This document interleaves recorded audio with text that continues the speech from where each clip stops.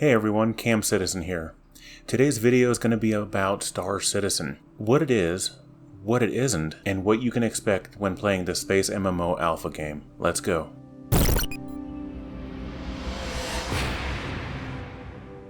What is Star Citizen?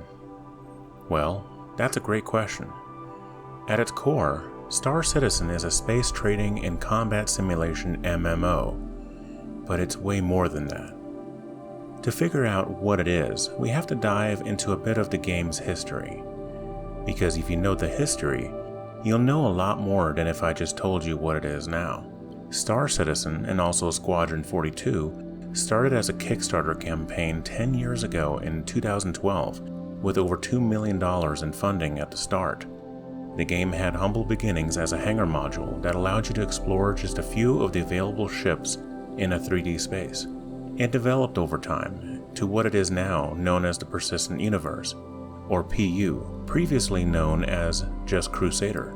The PU is where you can do all the things you can do today. It is a living, breathing entity that is constantly being worked on in the background by hundreds of developers across the world. No other game is of this scale where you can start on a planet, rent or buy a spaceship, then depart the planet in that spaceship, fly across the width and breadth of the star system, and land on another planet, all without loading screens in between. You can freely move around your ship, interact with its components, transport other ships or vehicles within that ship, use it to haul cargo, or even refuel other ships. There are both single-role and multi-role ships, ranging from combat, both in and out of atmosphere, mining, dropship, salvage, racing, exploration, and everything in between. To date, there are over 113 flyable ships to choose from, and most of them, outside the single-seat fighters, have explorable interiors. Purchasing ships with real money helps fund the development of both Star Citizen and Squadron 42. Squadron 42 being the single-player campaign also still in development that we are all waiting for with bated breath. But enough about ships. There's even more you can do just on foot. If all the above wasn't enough to already entice you to what you can do in this game, it also has some unique FPS play to fill in the time. From low-impact action such as hand mining and delivery missions, to hard-hitting combat with a huge variety of armament to choose from.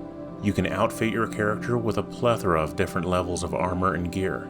You can rescue others from certain death by being a paramedic or being backup to a fire team. You can explore caves to search for missing persons or hunt down a bounty to earn some cold hard cash. There are dynamic events that everyone can join in, from breaking up a blockade, stealing or confiscating drugs, to liberating the floating platforms from the hardcore gang, the Ninetales. And there are even more events like buggy racing and more gameplay loops like salvage and hull repair coming soon. All in all, there is a lot to do, and there are many that enjoy playing despite the fact that there are development bugs with every patch. What Star Citizen isn't. Star Citizen is not a complete game. While this doesn't come as a surprise to most, a lot of people still treat this in-development alpha game as a fleshed-out game simply because they can play it and dump hours of their time into it. Any time of the day you look at the in-game chat or on the subreddit, there are comments filled with frustration and anger. Some of it is warranted because in the past CIG hasn't had the best track record for communication, or communicating in a way that seemed to promise hard deadlines when in fact they had no true way of knowing exactly when a feature might release, and that in turn made things quite messy. Recently though, they have had some improvements with how they communicate their tentative feature lists, and overall morale seems to have improved with the general player base as a result. What to expect? While there are frustrating bugs abound, there is still a ton of fun to be had. You can play the game alone or with friends.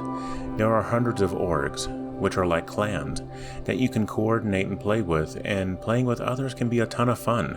Storm a platform with your fire team or operate the turrets of a large corvette such as the Hammerhead, mine large rocks that you wouldn't be able to by yourself, or even launch a ground assault on an offending team, or just get together for a large party such as the one hosted by Morphologists on an 890 jump.